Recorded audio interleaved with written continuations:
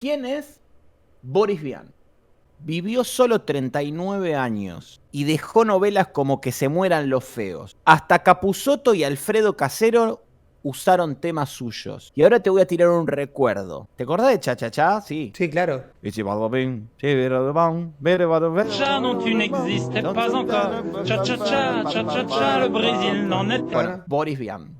Lo han definido como polímata, que es una manera de decir que sabía hacer muchas cosas y en profundidad. Pero, ¿cuánto habría fastidiado a Boris Vian esa y cualquier otra definición que pretendiera encasillarlo? Aparentemente no le gustaban las etiquetas. Es verdad que hacía de todo y todo bien. En su corta vida nació, atento, en 1920. ¿Por qué la fecha? Porque quizás estemos hablando de un adelantado desconocido. 1920. Tremendo, sí, tremendo. Tremendo. ¿Cuántos son? 100 años. Sí, 103 más. años pasaron. Claro. Vivió solamente 39 años. Fue escritor, novelista, poeta, dramaturgo y autor de canciones muy revulsivas. Además, trompetista y muy buen trompetista, periodista, actor y hasta ingeniero. Sin embargo, para hacer justicia a su figura, habrá que evitar las definiciones frías y decir que fue uno de los más geniales, brillantes, inteligentes y agudos observadores y críticos de su época, del 1920-1930. Tremendo, sí. Con su humor fino y punzante supo desafiar todos los cánones establecidos. Dueño de un desparpajo ácido y mordaz y una audacia superlativa, usó su talento expresivo para mofarse de todo y de todos, hasta de sí mismo. Tremendo. En los 50, digo, falleció supuestamente. Claro. Que tenga ese humor en esa época, digo, como marcó... En 1920, Sí, o sea, sí. nació en 1920, pero Boris Vian nació en las afueras de París. Tuvo una infancia difícil. Pertenece a ese estirpe de creadores torturados que de algún lado recibieron el regalo del talento como contrapeso. En su caso, la herencia le llegó de su madre, pianista, aficionada al arpa y amante de la ópera, y de su padre, poeta traductor de inglés y alemán, aparte de interesarse por la mecánica y la electricidad. De ahí que Boris resulta ingeniero. Su familia vivió de rentas hasta la crisis de 1929, cuando comenzaron las penurias económicas, que luego se agravaron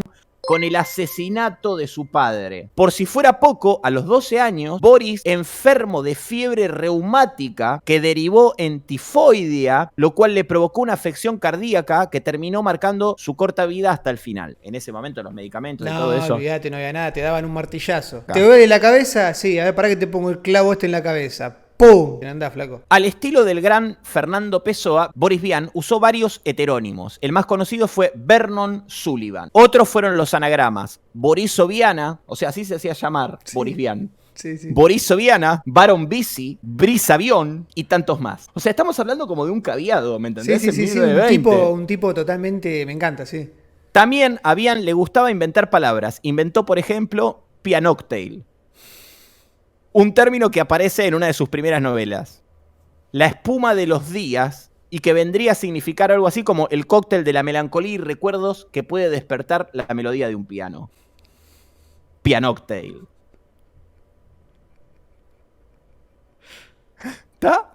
Sí, sí, En 1941, a los 21 años, se casó con Michelle, con quien tuvo 2 hijos, Patrick y Carol. Y en el 42 se recibió de ingeniero. En el 43 escribió sus primeras novelas y comenzó a colaborar con Les Temps Modernes y Jean-Paul Sartre y Le Combat y bla, bla, bla, bla. Empezó con esta gente a salir a tomar un café o tragos. Por entonces, la crítica consideraba a Vian como un pelotón, lo cual lo irritaba mucho porque era una etiqueta. Vian quisiera salirse de ello, mofándose también de ese grupo de intelectuales, es decir, en el fondo de sí mismo, porque él también era un intelectual. Se sabe que Sartre y su mujer mantenían una relación abierta a lo que llamaríamos poliamor. De manera que fue normal para ellos que al poco tiempo Jean-Paul se enredara en amores con Michelle, o sea, con la mujer, La mujer de... Sí. de Boris Vian. Pero no fueron felices los 4, porque Vian no estaba al tanto ni participaba del plan. Claro. De manera que para vengarse, publicó la historia de un hombre macilento que llevaba el mote del nombre La Garza, se dejaba absorber por el jazz y escribía disparates irracionales y lo firmó como Jean Sol Portrait. Lo usaba como escudo, o sea, usaba el humor como escudo. Claro. Y ahí atacaba. Pero Boris Vian odiaba las etiquetas.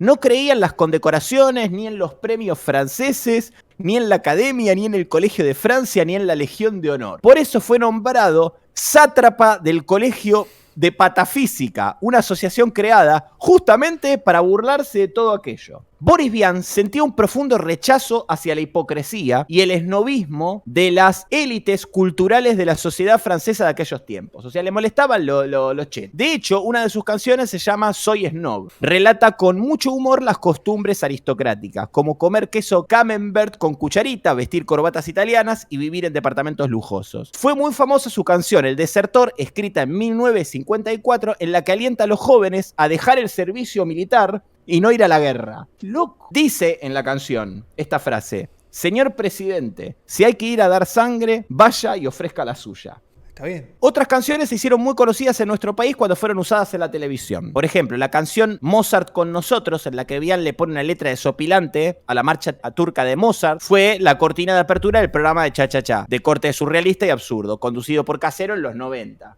También La queja del progreso, otra de las canciones emblemáticas de Vian, en la que habla del cambio en las relaciones amorosas a partir de la era de los electrodomésticos. Cuando aparece el confort con licuadoras y cortadoras de verdura, fue utilizada en el mismo programa para musicalizar un sketch de un mimo muy gracioso que protagonizaba Diego Capusotto. Protagonizaba Diego Capusotto. Elle se montre encore honnête, prend la fiche dehors, pour confiner son sort au frigidaire. Sí, sí. En cuanto a su obra literaria, escribió 10 novelas y fue tan admirado como resistido. Toda su obra fue muy polémica. Por ejemplo, Escupiré sobre sus tumbas, publicada en 1946 y firmada como Vernon Sullivan. Logró escandalizar a la sociedad francesa por su estilo descarnado. La novela trata de una joven de raza negra, pero con apariencia de blanco, que decide vengar la muerte de su hermano a manos de racistas blancos. Entonces planea un plan macabro, lleno de violencia física y sexual. Esto consiguió escandalizar a la sociedad pacata de esa época, y la novela fue tildada de violenta y pornográfica, y fue censurada. Él y su editor fueron procesados por ultraje a la moral y a las buenas costumbres. ¿Qué es lo que pasó? Este tipo escribió 10 novelas, 9 no vendían más de 4.000 ejemplares. Literal. Claro. O sea, no lo seguía nadie. Entonces, al hablar con su editor, le dice: ¿sabes qué pasa? Yo soy muy inteligente para la gente de mierda esta. No entienden nada. Tenemos que bajar a simple las cosas. Tengo que hacer algo burdo. Si yo hago algo burdo, y encima ni lo firmo con mi nombre, yo te vendo... Entonces pasa de vender 4.000 ejemplares, sacan un libro y vende 400.000 ejemplares con Escupiré sobre vuestras tumbas, que no está firmado por él. Ahora, cuando quiero escribir profundo, esta gente no lo entiende. Quizás no estaban preparadas. Vian fue casi un maldito más, como su coterráneo Charles Baudelaire, pero 100 años después. Esa es otra historia. Claro. Ambos sufrieron de niños, ambos murieron jóvenes, incluso se parecían físicamente y hasta los dos los desvelaban los mismos temas. Hubo otras novelas muy buenas de Boris Vian, como La espuma de los días, una historia oscura en la que al protagonista le crecen nenúnfares en los pulmones, en un modo fantástico y melancólico donde todo es confuso y triste. Hay un libro que saca en 1948 que se llama Con las mujeres no hay manera.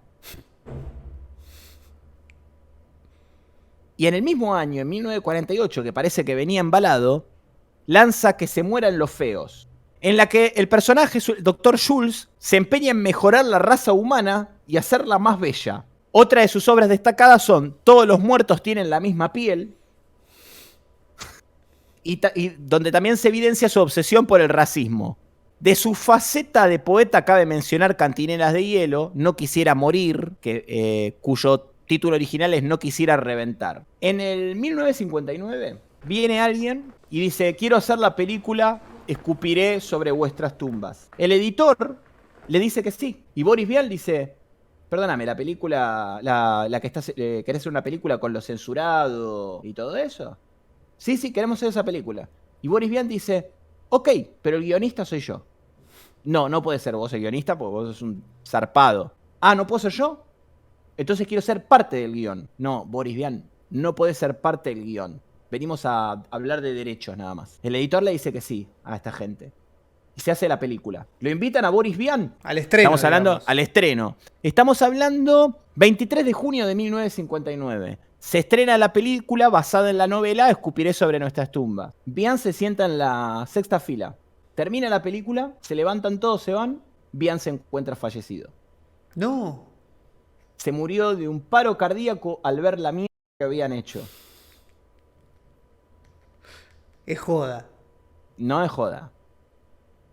Por eso me parecía una historia necesaria de contar. Le agarró un paro cardíaco al ver su película que no fue guionada por él. No, tremendo. A los 39 años de edad. Tremendo. Pensé que, vos sabés que mientras lo ibas contando, digo, este se pegó un tiro. Terminó la película y les dijo a todos, No, es más buenas enigmático. noches, No. mucho gusto, pum. No, qué locura, 39 años aparte.